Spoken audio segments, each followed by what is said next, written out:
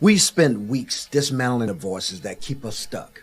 Other people's opinion, the pressure of comparison, and the relentless inner critic. But there's one source of judgment we haven't fully confronted yet, until now. And that is the judgment that comes from the church. And a lot of us, we know what that is. It's called church hurt.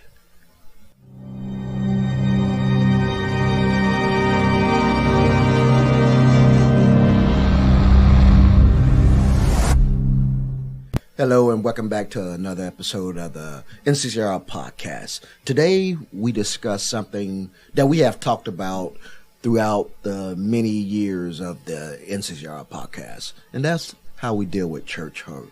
And we're going to talk honestly about judgment and how it affects the Christian community.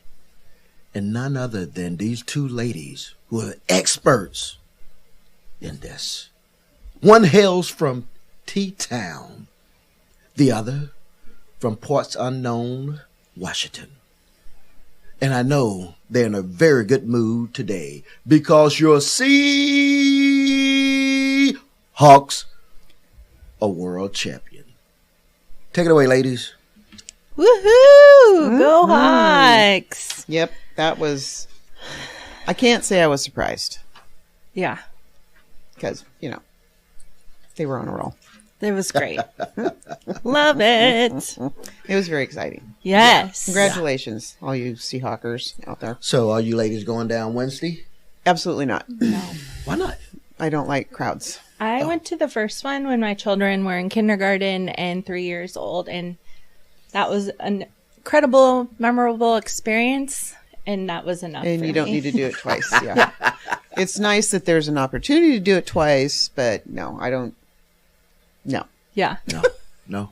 I mean, maybe if I had a swank hotel room that I could poke my head out the window and watch it, but that's not happening either. So You going? I'm too cheap. Yeah, no.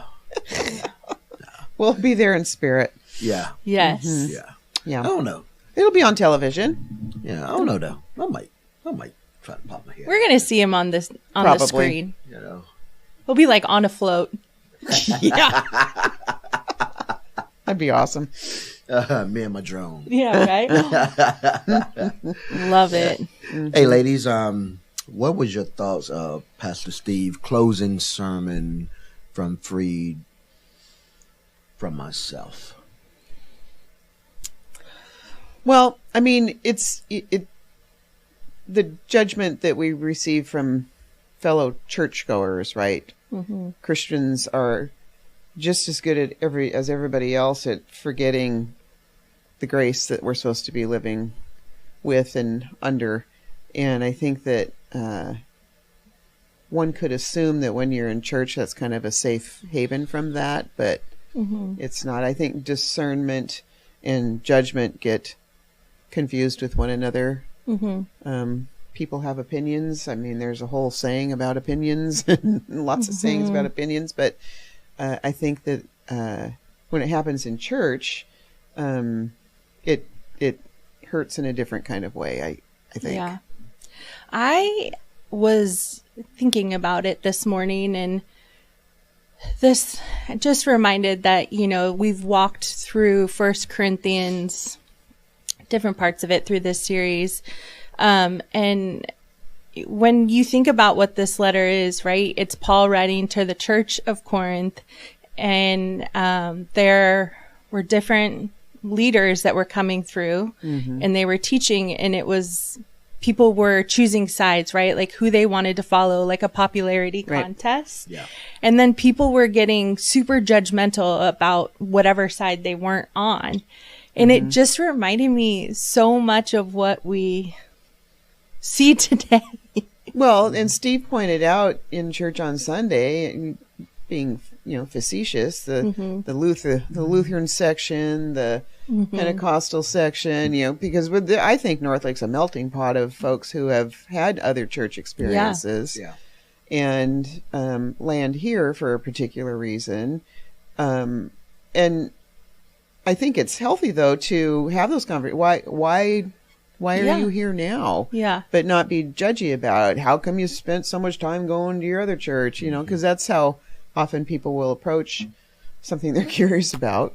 Yeah. Instead of out of curiosity and interest, it's what the heck were you thinking kind of a thing. Yeah. And instead of, being joyful and grateful about having somebody in your midst that is having now a different experience. Yeah. I love the line, like, listening to understand instead of listening to speak. Yeah. And I think so often people have lost that sense of curiosity, or they have it, but the way it comes across or how they ask it Yep. does not express that at all. Right. I agree. And that's hard. Yeah. That is hard.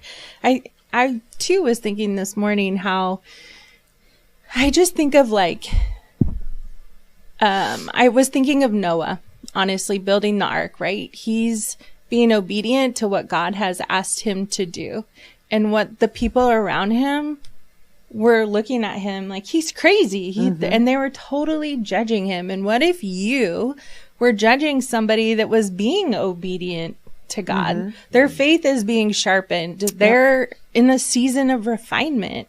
And so often God meets us in the place where we are so broken, right? And that's where we are healed, or he walks us through kind of to the next phase of our faith. And just to think that as Christians, we could come and surround that person, or maybe your job is to plant a seed. I don't know.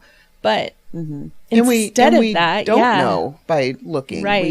We don't know by our own assessment of somebody. We only know by being curious and willing to engage and try to have a deeper understanding, as opposed to just assuming certain things and then moving on. Yeah, for sure. Yeah. I think it's easy to judge when you're only looking at moments.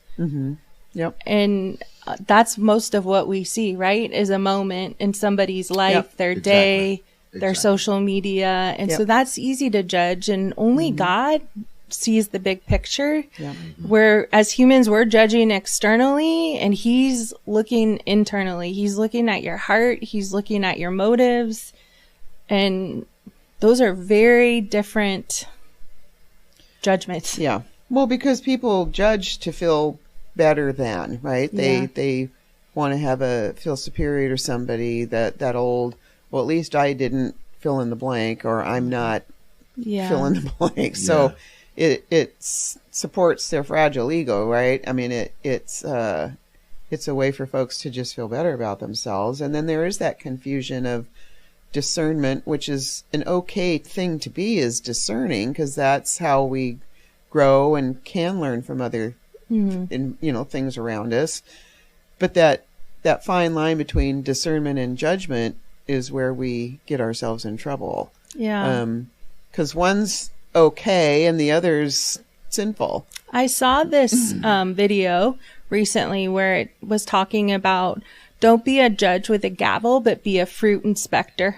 No, that's good. I like that one. And I mean, we are called to examine the fruit Right. in other people, which again is very different. And that's that discernment piece, Right, where from you judging. do need to understand kind of who you're dealing with and where they are in their walk and where you are in yours. And those are all healthy introspective things to participate in. But if it's at the expense of somebody else, then you've gone off the path. Yeah, I like that fruit inspection and that's good. analogy, because that's how you will know them, by the fruits that they bear, right? Right. And it's not judging. It's No. like, hey, if you continue to lie all the time, Right. then hey, you're a liar. Right. You know, I'm not judging you. It's just what you do. Yeah. You know, so I like that fruit inspection Yeah, that's analogy. good. It also made me think about the Pharisee that was praying all out loud. Oh, I'm glad I'm not like that person. Yeah. You know, Ouch. but like you were saying earlier, man, that God see the inner, yeah. and we only get a snapshot of So people's true. lives. you know. Yeah. Well, and that you kind of liken back to a couple weeks ago where Steve talked that everything we have we received, and we're all the same in that regard, right? Everything is a gift, and it's what we do with that or what we don't do with that we need to be more focused on, because everybody has a gift. Everybody has something that makes them unique, Yeah. and we just don't celebrate that kind of stuff enough. You know, it's just easier to Yeah. kind of give them side eye. Yeah. I wonder often when we as humans decided that, and maybe we didn't decide, maybe it's just how we're designed, I don't know, but to put people in camps, right? Like we're like this, they're in our heaven or they're in our hell, or they're on the good side or they're on the bad side, or I'm on the right side and you're on the wrong side. And it's like we do that in every area of our life, whether it's like politics or religion or how people live their life or whatever. And I'm always like, how did we get to this point where we do that? Why do we do that? Yeah, because everybody wants to have their voice heard, I guess. I don't know. And again, I'm going to throw social media under the bus because that is a nasty little platform to do horrible things and say horrible things to and about other folks, because it's kind of anonymous. It's not if you got your name attached to it, obviously, but people will just, I don't think if they were standing in front of that person, they would say most of that stuff. But to piggyback on somebody else's perspective or point of view, not even knowing, I mean, it could be somebody could start out with just an innocent question or an innocent post regarding any of the things you mentioned, religion, politics, whatever happened down the street last night, you know, that kind of stuff. And people just feel they have every right to start talking about it and not understanding somebody's motivation or where they've come from, or maybe they're in a struggle that God's helping them through right now, but we don't know that. We have no idea where they are, and it can easily be misconstrued and then people just think it's okay to say whatever they want. Yeah. I mean, there's way too much stuff on social media, in my opinion. Yeah, I know. That sounds super judgy. No. But I just feel like it's a place that can cause a lot of havoc.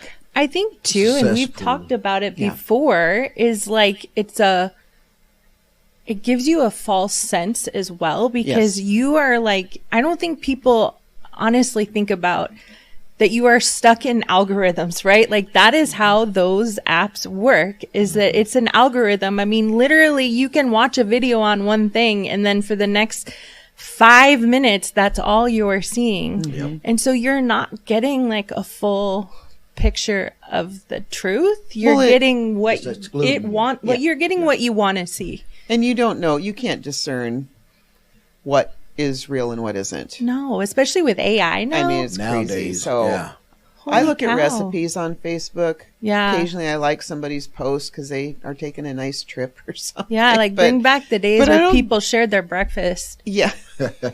Yes. Look what I made this morning. Exactly. Yeah. Yeah. All right, Kim, Amanda, what question would you like to leave with the audience today? I guess for me, I would say, what have you been or who have you been putting a negative tag on that God wants to use for good? Yeah. Well, and mine's kind of wordy, but have you been hurt and judged, and have you done that to others? Because I think I know the answer, but yeah, how do either of those feel, and how do you reconcile that with what God says about you and who you are? Yeah, that's good. Yeah. Alrighty, that ends the show today. And just think about what those questions are. And, have you ever been graceless judged? And have you given that graceless judgment? Think about that. Work on that.